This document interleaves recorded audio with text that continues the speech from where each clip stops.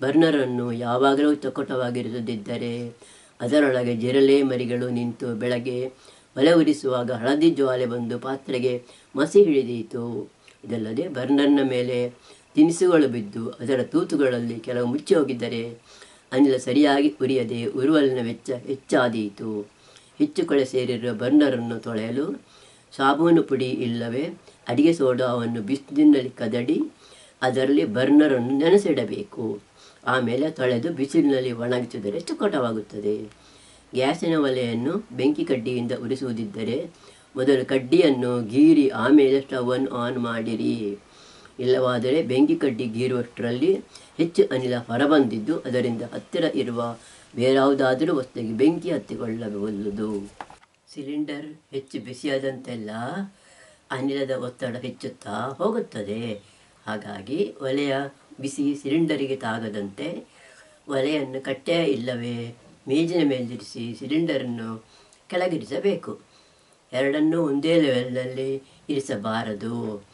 ಒಲೆ ಬಿಸಿಯಿಂದಾಗಿ ರಬ್ಬರಿನ ಕೊಳವೆಯೂ ಕರಗಿ ಹೋಗಬಲ್ಲದು.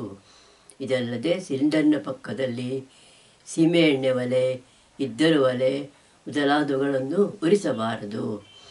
ಬರಿದಾದ ಸಿಲಿಂಡರನ್ನು ಬದಲಿಸಿ ಗ್ಯಾಸ್ ತುಂಬಿಸಿರುವ ಸಿಲಿಂಡರನ್ನು ಕೂಡಿಸುವಾಗ ಅಡಿಗೆ ಮನೆಯಲ್ಲಿ ಎಲ್ಲಿಯೂ ಬೆಂಕಿ, ಒಲೆ, ಮೇಣದ ಒತ್ತಿ, ಚಿಮಣಿ ದೀಪ ಮೊದಲಾದವುಗಳು ಉರಿಯುತ್ತಿರಬಾರದು.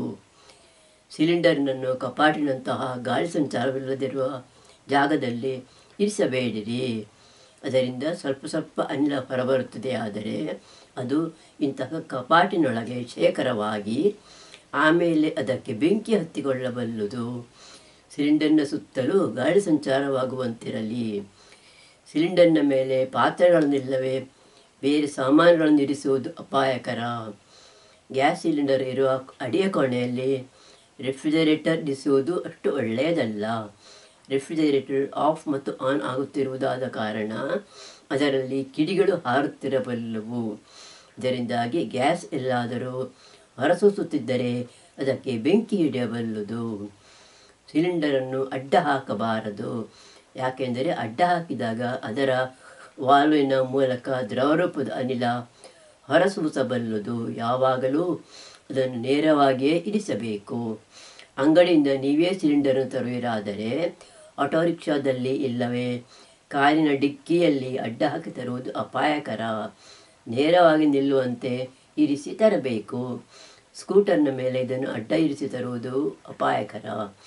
ಹೀಗೆ ಆಗಬಾರದೆಂದು ಮನೆಯವರೊಂದಿಗೆ ಸಿಲಿಂಡರನ್ನು ಕಳುಹಿಸದೆ ಅಂಗಡಿಯವರು ತಾವೇ ತಂದು ಕೊಡಬೇಕೆಂದು ಕಾನೂನು ಮಾಡಿದ್ದಾರೆ. ಗ್ಯಾಸಿನ ಒಲೆಯನ್ನು ಬಳಸದಿರುವಾಗಲೆಲ್ಲ ಒಲೆಯನ್ನು ಆಫ್ ಮಾಡುವುದಲ್ಲದೆ ರೆಗ್ಯುಲೇಟರ್ನ ವಾಲ್ವನ್ನು ಆಫ್ ಮಾಡುವುದು ಒಳ್ಳೆಯದು.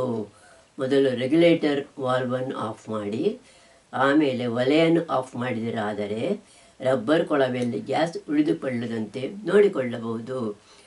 ಮನೆಯಿಂದ ಹೊರಗೆ ಹೋಗುವಾಗ ಮತ್ತು ರಾತ್ರಿ ಮಲಗುವ ಮೊದಲು ರೆಗ್ಯುಲೇಟರ್ ವಾಲ್ವನ್ನು ಅವಶ್ಯವಾಗಿ ಮರೆಯದೆ ಆಫ್ ಮಾಡಿರಿ.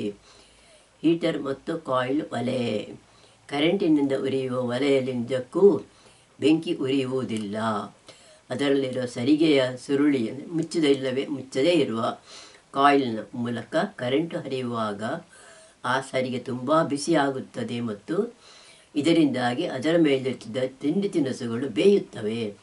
ಹೀಗೆ ಬೆಂಕಿ ಉರಿಯುತ್ತಿಲ್ಲವಾದ ಕಾರಣ ಕರೆಂಟಿನ ಒಲೆಗಳಲ್ಲಿ ಹೊಗೆ ಬರುವುದಿಲ್ಲ ಮತ್ತು ನೇರವಾಗಿ ಕಾಯಿಲ್ನ ಮೇಲೆ ಇರಿಸುವ ಪಾತ್ರೆಗೆ ಮಾತ್ರ ಬಿಸಿ ತಗಲುವ ಕಾರಣ ಅಡಿಗೆ ಮಾಡುತ್ತಿರುವವರಿಗೆ ಹೆಚ್ಚು ತೊಂದರೆಯಾಗುವುದಿಲ್ಲ. ಆದರೆ ಅಡಿಗೆ ಕೋಣೆಯಲ್ಲಿ ಗಾಳಿ ಇಲ್ಲದಿದ್ದರೆ ಕರೆಂಟಿನ ಬಿಸಿಯಿಂದ ಕೋಣೆ ಬಿಸಿಯಾಗಬಲ್ಲದು. ಹೀಗಿದ್ದರೂ ಇಂತಹ ಒಲೆಯಿಂದ ಬಟ್ಟೆಗೆ ಬೆಂಕಿ ಹತ್ತಿಕೊಳ್ಳುವ ಹೆದರಿಕೆ ಇಲ್ಲ. ಆದರೆ ತುಂಬ ಹೆಚ್ಚಿನ ಪ್ರಮಾಣದಲ್ಲಿ ಕರೆಂಟನ್ನು ಬಳಸುವ ಈ ಒಲೆಗಳನ್ನು ಬಳಸಿ ಕೆಲಸ ಮಾಡುವಾಗ ಜಾಗ್ರತೆಯಿಂದಿಲ್ಲದಿದ್ದರೆ ಶಾಕ್ ತಗಲಬಲ್ಲದು. ನಮ್ಮ ದೇಶದಲ್ಲಿ ಕರೆಂಟಿನ ಬೆಲೆ ತುಂಬ ಹೆಚ್ಚಾಗಿರುವುದರಿಂದ ಇದನ್ನು ಬಳಸಿದಲ್ಲಿ ತಗಲುವ ಹಣದ ವೆಚ್ಚವು ತುಂಬ ಹೆಚ್ಚು. ಗ್ಯಾಸಿನ 4 ಪಾಲು. ಮನೆಯಲ್ಲಿ ಆಗಾಗ ಕರೆಂಟ್ ಹೋಗುತ್ತಿದೆ. ಆದರೆ ಇಂತಹ ಒಲೆಯೊಂದಿಗೆ ಸೀಮೆ ಎಣ್ಣೆ ಇಲ್ಲವೇ ಗ್ಯಾಸ್ ಒಲೆಯನ್ನು ಇಟ್ಟುಕೊಳ್ಳಬೇಕಾಗುವುದೆಂಬುದು ಇನ್ನೊಂದು ತೊಡಕು. ಮುಚ್ಚಿದ ಕಾಯಿಲ್ ಸರಿಗೆಯ ಸುರುಳಿ ಇರುವ ಹೀಟರ್ಗಳಲ್ಲಿ ಕರೆಂಟಿನಿಂದ ಬಿಸಿಯಾಗುವ ಸರಿಗೆಯನ್ನು ನಿಕ್ಕಲ್ ಮತ್ತು ಕ್ರೋಮಿಯಂ ಮಿಶ್ರಲೋಹದಿಂದ ತಯಾರಿಸಿರುತ್ತಾರೆ. ಈ ಲೋಹ ಕರೆಂಟು ಹರಿಯುವಾಗ ಅದಕ್ಕೆ ಬೇರೆ ಲೋಹಗಳಿಗಿಂತ ಹೆಚ್ಚಿನ ತಡೆ ಕೊಡುತ್ತದೆ. ಹಾಗಾಗಿ ಇದು ಬೇಗನೆ ಮತ್ತು ಸಮನಾಗಿ ಬಿಸಿಯಾಗಬಲ್ಲದು ಮತ್ತು ಹೆಚ್ಚು ಬಿಸಿಯಾದಾಗಲೂ ಕರಗದೆ ಉಳಿಯಬಲ್ಲದು. ಹೆಚ್ಚು ಬಿಸಿಯಾಗುವ ಈ ಸರಿಗೆಗೆ ಗಾಳಿ ತಾಗಿ ಅದು ಕೆಟ್ಟು ಹೋಗದಂತೆ ಅದನ್ನು ನಿಕ್ಕಲ್, ಕ್ರೋಮಿಯಂ ಮತ್ತು ಕಬ್ಬಿಣಗಳಿರುವ ಮಿಶ್ರಲೋಹದಿಂದ ಮಾಡಿದ ಟ್ಯೂಬಿನೊಳಗೆ ಇರಿಸುತ್ತಾರೆ. ಸರಿಗೆಯಲ್ಲಿ ಹರಿಯುವ ಕರೆಂಟು ಅದರ ಹೊರಹೊದಿಕೆಯಾದ ಈ ಟ್ಯೂಬಿನ ಮೂಲಕ ಹರಿಯದಂತೆ ಸರಿಗೆಯ ಸುತ್ತ ಟ್ಯೂಬಿನೊಳಗೆ ಕರೆಂಟನ್ನು ಹರಿಯಲು ಬಿಡದಿರುವ ಮೆಗ್ನೀಷಿಯಂ ಆಕ್ಸೈಡನ್ನು ತುಂಬಿಸಿರುತ್ತಾರೆ. ಇಂತಹ ಒಂದು ಕಾಯಿಲ್ ಒಲೆಯಲ್ಲಿ 2 ಇಲ್ಲವೇ 3 ಬೇರೆ ಬೇರೆ ಮುಚ್ಚಿದ ಸರಿಗೆಗಳನ್ನು ಒಂದರಂತೆ ಇರಿಸಿರುತ್ತಾರೆ. ಇವುಗಳಲ್ಲಿ ಒಳಗಿನ ಒಂದು ಸುರುಳಿಯಲ್ಲಿ ಮಾತ್ರ ಕರೆಂಟ್ ಹರಿಯುವಂತೆ ಮಾಡಿದರೆ ಒಲೆ ಕಡಿಮೆ ಬಿಸಿ ಕೊಡುತ್ತದೆ ಮತ್ತು 2 ಇಲ್ಲವೇ 3 ಸುರುಳಿಗಳ ಮೂಲಕವೂ ಹರಿಯುವಂತೆ ಮಾಡಿದರೆ ಹೆಚ್ಚು ಬಿಸಿ ಕೊಡುತ್ತದೆ. ಈ ಕಾಯಿಲ್ನ ಒಲೆಯಲ್ಲಿರುವ ಗುಂಡಿಯ ನಾಬ್ ತಿರುಗಿಸಿ ಕರೆಂಟು 1, 2 ಇಲ್ಲವೇ 3 ಸುರುಳಿಗಳ ಮೂಲಕ ಹರಿಯುವಂತೆ ಮಾಡಿ ಬಿಸಿಯನ್ನು ಹೆಚ್ಚು ಕಡಿಮೆ ಮಾಡಲು ಬರುತ್ತದೆ.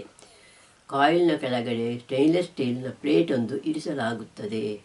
ಇದು ಕೆಳಗಡೆ ಹೋಗುವ ಬಿಸಿಯನ್ನು ತಿರುಗಿಸಿ ಮೇಲಿರುವ ಪಾತ್ರೆಯ ತಳಕ್ಕೆ ಹೋಗುವಂತೆ ಮಾಡುತ್ತದೆ. ಇದನ್ನು ಚೊಕ್ಕಟವಾಗಿ ಇರಿಸಿಕೊಂಡಿರಾದರೆ ಕರೆಂಟಿನ ಉಳಿತಾಯವಾದೀತು. ಕಡಿಮೆ ಬೆಲೆಯ ಕಾಯಿಲ್ ಒಲೆಗಳಲ್ಲಿ ಕರೆಂಟ್ ಹರಿದು ಬಿಸಿಯಾಗುವ ಸರಿಗೆ ತೆರೆದಿರುತ್ತದೆ. ಇದನ್ನು ಜೇಡಿ ಮಣ್ಣಿನಿಂದ ಮಾಡಿದ ತಟ್ಟೆಯಲ್ಲಿ ಸ್ವಲ್ಪ ತಗ್ಗಿನಲ್ಲಿ ಉಳಿಯುವಂತೆ ಮಾಡಿ ಒಲೆಯ ಮೇಲೆ ಇರಿಸಿರುವ ಪಾತ್ರೆಗೆ ಅದು ತಗಲದಂತೆ ಮಾಡಿರುತ್ತಾರೆ. ಈ ಸರಿಗೆಯನ್ನು ಮುಚ್ಚಿಲ್ಲವಾದ ಕಾರಣ ಪಾತ್ರೆಯ ತಳಕ್ಕೆ ಅದು ತಗಲಿದರೆ ಆ ಪಾತ್ರೆಯ ಮೂಲಕ ಕರೆಂಟು ಹರಿದು ಪಾತ್ರೆಯನ್ನು ಸೌಟಿನಿಂದ ಇಲ್ಲವೇ ಇಕ್ಕಳನ್ನು ಮುಟ್ಟುವಾಗ ನಿಮಗೆ ಶಾಕ್ ತಗಲಬಲ್ಲದು. ಪಾತ್ರೆಯಲ್ಲಿರುವ ಸಾರುಗಳು ಕುದಿಯುವಾಗ ಹೊರಚೆಲ್ಲಿ ಈ ಸರಿಗೆಯ ಮೇಲೆ ಬಿದ್ದರೂ ಪಾತ್ರೆಯನ್ನು ಇಲ್ಲವೇ ಒಲೆಯ ಹೊರಭಾಗವನ್ನು ಮುಟ್ಟುವಾಗ ಶಾಕ್ ತಗಲಬಲ್ಲದು. ಈ ರೀತಿಯ ಹೊರಚೆಲ್ಲುವ ವಸ್ತುಗಳು ಸರಿಗೆಯ ಮೇಲೆ ಬಿದ್ದಾಗ ಅವುಗಳೊಂದಿಗೆ ಸರಿಗೆಯೂ ಕರಟಿ ಹೋಗಿ ಅದು ತುಂಡಾಗಿ ಹೋಗುವುದು ಇನ್ನೊಂದು ತೊಡಕು. ತೆರೆದಿರುವ ಸರಿಗೆಗೆ ಗಾಳಿ ತಾಗುತ್ತಿರುವುದರಿಂದಲೂ ಅದು ಮುಚ್ಚಿದ ಸರಿಗೆಗಿಂತ ಬೇಗನೆ ಸುಟ್ಟು ಹೋಗಿ ತುಂಡಾಗುತ್ತಿರುತ್ತದೆ. ಹಾಗಾಗಿ ತೆರೆದ ಸರಿಗೆಯ ಕಾಯಿಲ್ ಒಲೆಗಳಲ್ಲಿ ಆಗಾಗ ಸರಿಗೆಯನ್ನು ಬದಲಾಯಿಸುತ್ತಿರಬೇಕಾಗುತ್ತದೆ. ಇದಲ್ಲದೆ ಇಂತಹ ಒಲೆಗಳಲ್ಲಿ ಬಿಸಿಯನ್ನು ಕೊಡುವ ಸರಿಗೆಗಳು ಪಾತ್ರೆಯ ತಳಕ್ಕೂ ನಡುವೆ ನೇರ ಸಂಪರ್ಕ ಉಂಟಾಗುವುದಿಲ್ಲವಾದ ಕಾರಣ ಬಿಸಿ ಪೋಲಾಗುವುದು ಹೆಚ್ಚು. ಹಾಗಾಗಿ ಇದರಲ್ಲಿ ಕರೆಂಟಿನ ವೆಚ್ಚವೂ ಹೆಚ್ಚು. ಮೊದಲಿಗೆ ಕೊಂಡುಕೊಳ್ಳುವಾಗ ಈ ತೆರೆದ ಕಾಯಿಲಿನ ಒಲೆಗಳು ಮುಚ್ಚಿದ ಕಾಯಿಲಿನ ಒಲೆಗಳಿಗಿಂತ ತುಂಬ ಅಗ್ಗದವುಗಳೆಂದು ಅನಿಸಿದರೂ ಆಮೇಲೆ ಮಾಡಬೇಕಾಗುವ ರಿಪೇರಿಗಳು, ಕರೆಂಟಿನ ವೆಚ್ಚ ಮತ್ತು ಶಾಕ್ ಬರುವ ಸಾಧ್ಯತೆ ಮೊದಲಾದವುಗಳನ್ನು ಗಮನಿಸಿದ್ದೇವೆ. ಆದರೆ ಮುಚ್ಚಿದ ಕಾಯಿಲ್ ಒಲೆಗಳನ್ನು ಕೊಂಡುಕೊಳ್ಳುವುದೇ ವಾಸಿ ಎಂದು ತೋರದಿರದು. ನೋಡುವುದಕ್ಕೂ ಮುಚ್ಚಿದ ಕಾಯಿಲ್ ಒಲೆಗಳು ತೆರೆದ ಕಾಯಿಲ್ ಒಲೆಗಳಿಗಿಂತ ಆಕರ್ಷಕವಾಗಿದ್ದು ಅವನ್ನು ಬಳಸುವವರಿಗೆ ತುಂಬ ಆನಂದವಾಗುತ್ತದೆ.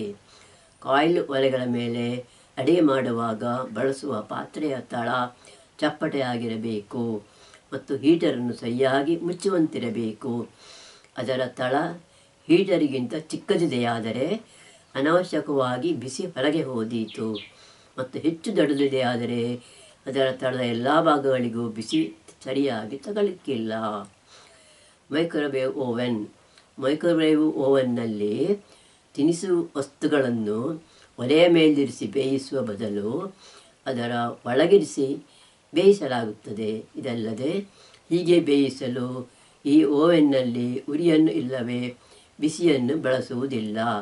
ಇದಕ್ಕೆ ಬದಲು ಮೈಕ್ರೋವೇವ್ಗಳನ್ನು ಎಂದರೆ ಬಹಳ ಕಡಿಮೆ ಉದ್ದದ ಮತ್ತು ಬಹಳ ವೇಗದ, ಅಂದರೆ ಸೆಕೆಂಡಿಗೆ 30 ಕೋಟಿಗಿಂತಲೂ ಹೆಚ್ಚು ಬಾರಿ ಚಲಿಸುವ ತುಂಬ ಚಿಕ್ಕ ಅಲೆಗಳನ್ನು ಬಳಸುತ್ತಾರೆ. ಈ ಅಲೆಗಳು ತಿನಿಸು ವಸ್ತುಗಳಿಗೆ ತಗಲಿದಾಗ ಅವುಗಳಲ್ಲಿರುವ ನೀರಿನ ಅಂಶ ತುಂಬ ಜೋರಾಗಿ ಅಲುಗಾಡುತ್ತದೆ ಮತ್ತು ಇದರಿಂದಾಗಿ ವಸ್ತುವಿನ ಒಳಗೆ ಬಿಸಿ ಉಂಟಾಗಿ ಅದರಲ್ಲಿ ವಸ್ತು ತುಂಬ ಬೇಗನೆ ಬೇಯುತ್ತದೆ. ಮೈಕ್ರೋವೇವ್ ಅಲೆಗಳನ್ನು ಲೋಹ ತಡೆಗಟ್ಟುತ್ತದೆ. ಆದರೆ ಕಾಗದ, ಗ್ಲಾಸು, ಪ್ಲಾಸ್ಟಿಕ್ಕು ಮೊದಲಾದವುಗಳು ತಮ್ಮ ಮೂಲಕ ಅವನ್ನು ತಡೆಯಿಲ್ಲದೆ ದಾಟಿ ಹೋಗಲು ಬಿಡುತ್ತವೆ ಮತ್ತು ಹೀಗೆ ದಾಟಿ ಹೋಗುವಾಗ ಪ್ಲಾಸ್ಟಿಕ್ಕು, ಗ್ಲಾಸು ಮೊದಲಾದವು ಬಿಸಿಯಾಗುವುದಿಲ್ಲ. ಹಾಗಾಗಿ ಈ ಅಲೆಗಳು ಲೋಹದಿಂದ ಮಾಡಿದ ಓವೆನ್ ಒಳಗೇ ಇರುತ್ತದೆ ಮತ್ತು ಓವೆನ್ ಬಿಸಿಯಾಗದಿರುವುದರಿಂದ ಹೊರಗಿನವರಿಗೆ ಬಿಸಿ ತಗಲುವುದಿಲ್ಲ. ಬೇಯಿಸಬೇಕಾಗಿರುವ ವಸ್ತುಗಳನ್ನು ಪ್ಲಾಸ್ಟಿಕ್ ಇಲ್ಲವೇ ಕಾಗದದಿಂದ ಮಾಡಿದ ಕಪ್ಪುಗಳಲ್ಲಿ ಇರಿಸಿಯೂ ಬೇಯಿಸಲು ಬರುತ್ತದೆ. ಈ ಕಪ್ಪುಗಳು ಸುಟ್ಟು ಹೋಗುವುದಿಲ್ಲ ಮತ್ತು ಪಾತ್ರೆ ತಳ ಹಿಡಿಯುವುದಿಲ್ಲ. ಆದರೆ ಮೈಕ್ರೋವೇವ್ ಓವೆನ್ಗಳನ್ನು ತಂದು ಬಳಸುವಲ್ಲಿ ಕೆಲವು ತೊಡಕುಗಳಿವೆ. ಸದ್ಯಕ್ಕಂತೂ ಅವು ಕೊಂಡುಕೊಳ್ಳಲು ತುಂಬ ದುಬಾರಿ. ಈ ಓವನ್ನೊಳಗೆ ವಸ್ತುಗಳನ್ನು ಚಿಕ್ಕ ಚಿಕ್ಕ ಪಾತ್ರೆಗಳಲ್ಲಿರಿಸಬೇಕಾಗುತ್ತದೆ.